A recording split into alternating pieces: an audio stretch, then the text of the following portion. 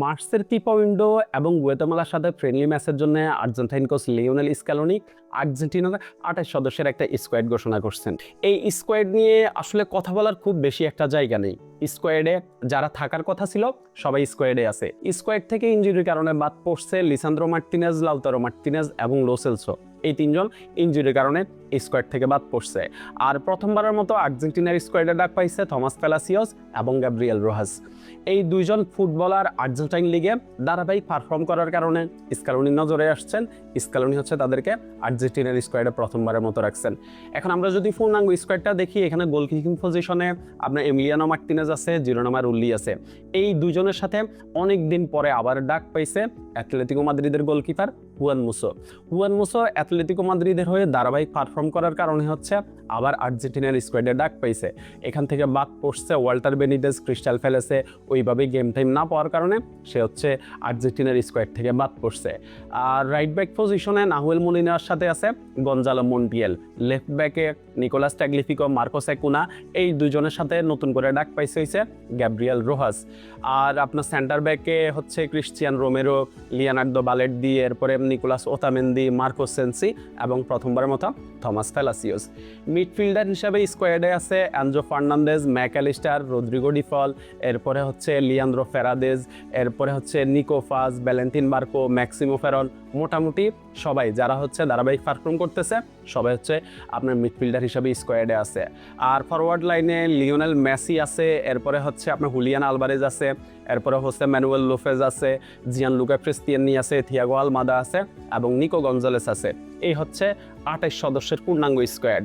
এখন এই স্কোয়াডে আসলে সবার যেটা অভিযোগ, আমারও অভিযোগ হচ্ছে মার্কোস একুনাকে নিয়ে। একুনা এখন আসলে কি জন্য স্কোয়াডে জায়গা পাই, এই লজিকটা আসলে কোনোভাবে আমি মিলাইতে পারতেছি না, এই সমীকরণটা কোনোভাবে আমি মিলাইতে পারতেছি না। মার্কোস একুনা আসলে স্কোয়াডে থাকার মতো অবস্থায় নেই, না আছে ফিটনেস, না আছে মাঠের পারফরমেন্স, কিছুই নেই। এরপরেও কেন হচ্ছে আপনার স্কোয়াডে ডাক পাইছে, এটা হচ্ছে কোনোভাবে আমি মিলাইতে পারতেছি না। আর স্কোয়াডে আপনার হচ্ছে এই যে স্ট্রাসবুর্গের স্ট্রাইকার হোয়াকিন ফান্নিসেলিকে না দেখেই সবচেয়ে বেশি অবাক হয়েছি। হোয়াকিন ফান্নিসেলি হচ্ছে আপনার আর্জেন্টিনার স্কোয়াডের ডাক পাওয়াটা ডিজার্ভ করতো। স্ট্রাসবুর্গে ধারাবাহিক পারফর্ম করতেছে, আপনার লিগ ওয়ানের হচ্ছে সেকেন্ড টপ স্কোরার। এই প্লেয়ারটা হচ্ছে আপনার আর্জেন্টিনার এখন যেই কয়েকজন স্ট্রাইকার আছে, আপনার লাউতারো মার্টিনেজ, হুলিয়ান আলভারেজ বা হচ্ছে হোসে ম্যানুয়েল লোফেজের কথা বলেন, এদের থেকেও আপনার হচ্ছে হোয়াকিন ফান্নিসেলি একটু ডিফারেন্ট তার এরিয়াল অ্যাবিলিটি এবং তার ফিজিক্যালিটির জন্য। এখন এই স্ট্রাইকারটা হচ্ছে আর্জেন্টিনার স্কোয়াডে ডাক পাইনি। আমি হচ্ছে এর আগে ভিডিও করছিলাম যতগুলা, বা হচ্ছে হোয়াকিন ফান্নিসেলিকে নিয়ে যতগুলা পোস্ট করছিলাম, সব জায়গায় আমি ফান্নিসেলিকে 100% হচ্ছে বিশ্বকাপের টিকিট আপনার দিয়ে দিছিলাম। কিন্তু আপনার হচ্ছে এই ফিফা উইন্ডোতেই হোয়াকিন ফান্নিসেলি হচ্ছে আর্জেন্টিনার স্কোয়াডে ডাক পাই নাই। এখন বিশ্বকাপে আসলে ফান্নিসেলির ডাক পাবে কি না, এখানে বড় একটা প্রশ্ন থাকতেছে। এই যে ফিফা উইন্ডোর স্কোয়াড, এই স্কোয়াডটা হচ্ছে আপনার অনেকটাই বলা যায় যে এই স্কোয়াডটা বিশ্বকাপে চূড়ান্ত স্কোয়াড। এখান থেকে খুব বেশি একটা প্লেয়ার প্লাস মাইনাস হবে না, হয়তো 2-1জন প্লেয়ার হচ্ছে বাদ পড়বে বা স্কোয়াডে আবার ঢুকবে। এখন এই আপনার হচ্ছে মার্চের ফিফা উইন্ডোতে আপনার স্ক্যালোনি মাত্র একটা ম্যাচ খেলার সুযোগ পাবে। আপনার হচ্ছে এই যে গুয়াতেমালার সাথে যে ফ্রেন্ডলি ম্যাচ, এই ম্যাচটা খেলার সুযোগ পাবে। এই একটা ম্যাচে আসলে স্ক্যালোনি কতটা এক্সপেরিমেন্ট করতে পারবেন বা কতজনকে সুযোগ দিতে পারবেন, এটাই হচ্ছে এখন দেখার বিষয়। আমরা নভেম্বরের যে ফিফা উইন্ডো গেল 2025 সালে, ওইখানেও মাত্র একটা ম্যাচ খেলছি।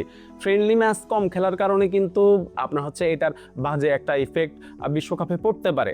এখন স্ক্যালোনি এবং তার কোচিং প্যানেলরা বা হচ্ছে এএফএ এটা নিয়ে আসলে কি প্ল্যান করে রাখছে, সেটা আমরা হচ্ছে বিশ্বকাপে দেখতে পাবো যে হচ্ছে এইটা আসলে কিভাবে রিকভার করা যায়, কি আপনার নিজেরা আসলে এই যে প্র্যাকটিস ম্যাচ খেলে নিজেরা অনুশীলন করে কতটা রিকভার করা যাবে আসলে আমি জানি না। যদি বেশি প্র্যাকটিস ম্যাচ খেলা যাইতো তাহলে হচ্ছে প্র্যাকটিস ম্যাচ বলতে যদি বেশি ফ্রেন্ডলি ম্যাচ খেলা যাইতো, ইউরোপের টপ টিমগুলোর বিপক্ষে যদি খেলা যাইতো, তাহলে মনে হয় ব্যাপারটা আরও বেশি সহজ হইতো। যদিও আসলে কিছু করার নাই। আপনার হচ্ছে এই যে মার্চের ফিফা উইন্ডোতে তো আর্জেন্টিনা স্পেনের সাথে খেলার কথা ছিল, কাতারের সাথে খেলার কথা ছিল, কিন্তু ওই দুইটা ম্যাচ ক্যান্সেল হয়ে যাওয়ার কারণে আসলে সব কিছু এলোমেলো হয়ে গেছে।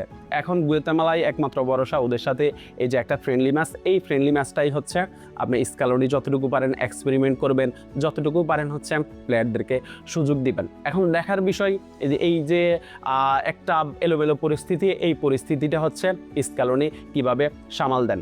স্ক্যালোনির উপরে আমাদের সবারই আসলে ভরসা আছে।